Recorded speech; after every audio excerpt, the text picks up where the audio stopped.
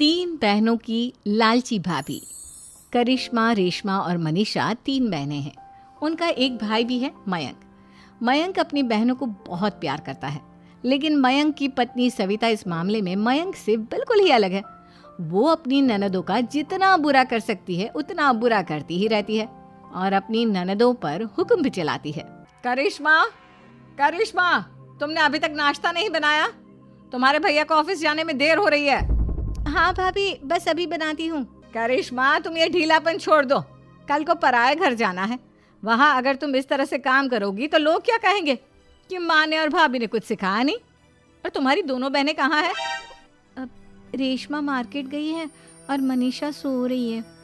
क्या? सुबह के 8 बज रहे हैं और ये महारानी अभी भी सो रही है? ये कहते हुए सविता अपनी सास दुर्गा देवी के पास जाती है।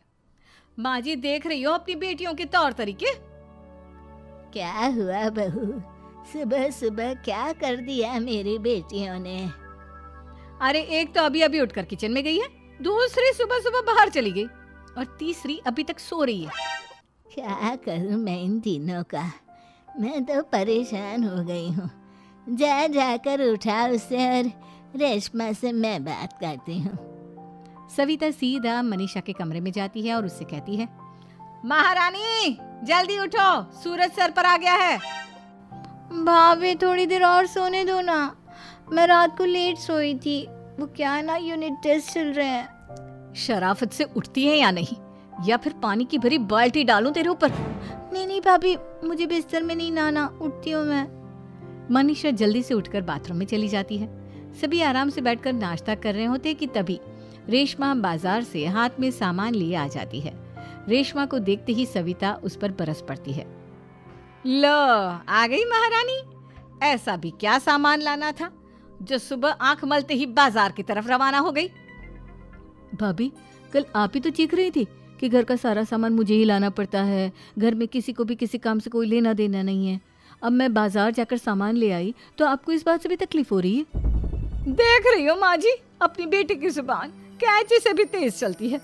और मयंक, आप तो कुछ कहेंगे नहीं अपनी लाडली बहन को? रेशमा, अपनी भाभी से ऐसे बात नहीं करते। चलो माफी मांगो। भैया, मैं क्यों माफी मांगू? आप भाभी से बोलिए ना कि हम पर कम हुक्म चलाया करे। हम इस घर की बेटियां हैं और आपकी पत्नी की ननद है, नौकरानी नहीं। लो कर लो बात। इनकी भलाई के लिए कुछ भी बोलो तो इन्हें बुरा लग जाता है। इस घर में यही इज्जत है मेरी। देख लो माँ जी, आपकी बेटी किस लहजे में मुझसे बात कर रही है। सविता वहां से चली जाती है। मयंक को बहुत गुस्सा आता है, वो भी वहां से चला जाता है।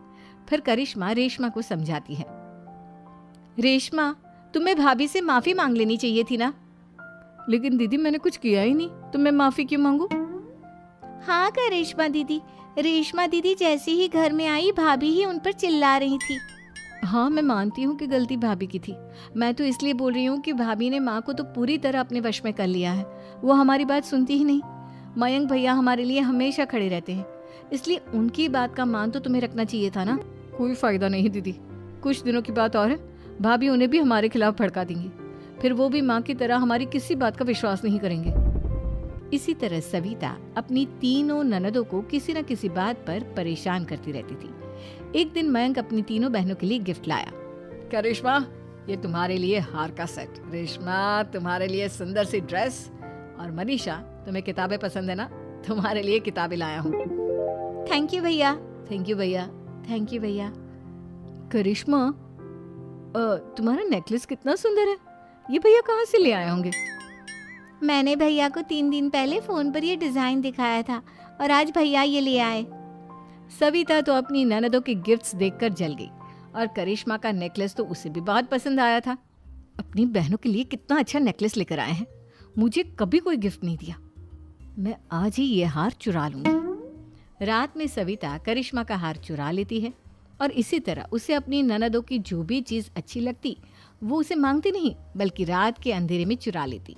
इसी तरह दिन बीतते गए और सविता ने मयंक के दिल में भी उसकी बहनों के लिए नफरत पैदा कर दी। एक दिन मयंक ने करिश्मा और रेशमा के लिए रिश्ता देखा और ये बात उसने घर में सबको बताई। माँ, करिश्मा और रेशमा के लिए बहुत अच्छा रिश्ता आया है, वो लोग कल इन्हें देखने आ रहे हैं। आप और सविता मिलकर सारी तैयारी कर लेना। ये सुनकर करिश्मा और रेशमा खुश हो जाती हैं, लेकिन सविता सोचती है, अगर इन दोनों बहनों की शादी हो गई तो घर और बाहर का काम कौन करेगा? मनीषा तो एक नंबर की कामचोर है, उससे तो किसी बात की उम्मीद लगाना ही बेकार है। मुझे इस शादी को रोकना होगा। अगले दिन सभी लड़के वालों के स्वागत की तैयारी करने में लगे होते हैं। तभी मयंक अपनी बहनों से आकर कहता है, तैयार हो गई तुम दोनों? देखो दोनों लड़के बहुत अच्छे हैं, मैं कोई कसर नहीं छोड़ना चाहता, इसलिए तुम उनके सामने अच्छे से बिहेव करना और अपनी भाभी से लड़ने मत लग जाना। करिश्मा, तुम वो नेकलेस पहन लो ना जो मैं तुम्हारे लिए लाया था। भैया मैं बहुत देर से वो नेकलेस ढूंढ रही हूँ, लेकिन मुझे मिल ही नहीं रहा। क्या तुमने नेकलेस खो दिया? तुम्हें पता भी है वो कितना महंगा था? तुम कोई काम ढंग से नहीं कर सकती। मयंक गुस्से में वहां से चला जाता है। थोड़ी देर बाद लड़के वाले भी आ जाते हैं। वो दोनों बहनों को पसंद कर लेते हैं और रिश्ता पक्का हो जाता है। लेकिन सविता के दिमाग में तो कुछ और ही खिचड़ी पक रही थी। वो पंडित जी के पास करिश्मा की कुंडली लेकर जाती है और उन्हें पैसे देकर करिश्मा की कुंडली बदलवा देती है। जब लड़के वालों के पास करिश्मा की कुंडली जाती है तो वो दुर्गा को फोन करते हैं। बहन जी, हमने करिश्मा की कुंडली अपने पंडित जी को दिखाई थी। आपकी बेटी की कुंडली नहीं बल्कि दोषों का पिटारा है। देखिए, मैं और मेरे पति इन सब बातों में बहुत विश्वास करते हैं, इसलिए हम आपकी बेटी से अपने बेटे की शादी नहीं करा सकते। इस तरह करिश्मा का रिश्ता टूट जाता है और सभी घर वालों को बहुत दुख होता है। अब कविता सोचती है, चलो करिश्मा का तो रिश्ता टूट गया, अब रेशमा का भी रिश्ता तोड़ना है। क्या करूं? अब सविता आवाज बदलकर किसी अननोन नंबर से रेशमा के होने वाले ससुराल में फोन करती है। हेलो, मैं कौन हूँ कौन नहीं ये आपके लिए जानना ज़रूरी नहीं। बस इतना सुन लो कि रेशमा का 2 साल से किसी के साथ अफेयर चल रहा है। बस रेशमा का रिश्ता तोड़वाने के लिए सविता का इतना कहना काफी था। अब रेशमा का भी रिश्ता टूट गया। मयंक और दुर्गा देवी ने रेशमा को खूब खरी खोटी सुनाई और उससे बार बार उस लड़के के बारे में पूछने लगी। आप दोनों मुझे क्यों परेशान कर रहे हो? अरे कोई लड़का होगा मेरी लाइफ में तो मैं बताऊंगी ना, जब कोई है ही नहीं तो कहाँ से लाऊं मैं कोई लड़का? तो तेरे होने वाले ससुराल वालों को फोन किसने किया था?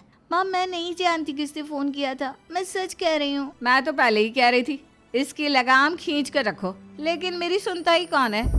आप चुप रहिए भाभी, ये सब आपका ही किया धरा है। अब तीनों बहनों को विश्वास हो जाता है कि ये सब उनकी भाभी ही कर रही है। तीनों बहनें अपनी भाभी को सबक सिखाने के लिए एक वकील कर लेती है और घर में हिस्सा मांगना। देखो भैया, माँ बाप की जायदाद में जितना बेटों का हक होता है उतना ही बेटियों का, इसलिए इस घर के 4 हिस्से होंगे और हमें अपना हिस्सा चाहिए। मैंने तुम्हारे लिए क्या क्या नहीं किया और तुम इस घर में हिस्सा मांग रही हो? भैया, आप और माँ हम बहनों की कोई बात नहीं सुनते हो और भाभी हमारी शादी नहीं होने देगी क्योंकि उन्हें लगता है कि आप हमारी शादी में ज्यादा पैसा लगाओगे और उन्हें हम जैसी फ्री की नौकरानी कहाँ मिलेगी। तो हम भाभी के साथ तो रह नहीं सकते, हम बहनों को अपना हिस्सा चाहिए। अरे तुम्हें शर्म आनी चाहिए अपनी भाभी पर ऐसा इल्जाम लगाते हुए। वो तुम्हारे बारे में कितना सोचती है। हाँ माँ, भाभी हमारे बारे में बहुत सोचती है। दिन रात बस यही सोचती रहती है कि किस तरह से अपनी तीनों ननदों को परेशान करूं और कभी मुझे पढ़ने भी नहीं देती। दोनों बहनों का रिश्ता भी तो इन्होंने ही तोड़वाया है और रात में हमारे कमरे में आकर हमारी चीजें भी चुराती हैं। इसी तरह सविता की तीनों ननदें अपनी बात पर अड़ी रही। अब कोर्ट में तारीख भी शुरू हो गई। जब सविता को लगा कि उसकी तीनों ननद इतनी आसानी से नहीं मानने वाली, तो उसने अपने पति और सास को सारी सच्चाई बता दी और अपनी तीनों ननद से माफी मांगी। मयंक और दुर्गा को भी अपनी गलती का एहसास हो गया। अब सविता खुद करिश्मा और रेशमा के लिए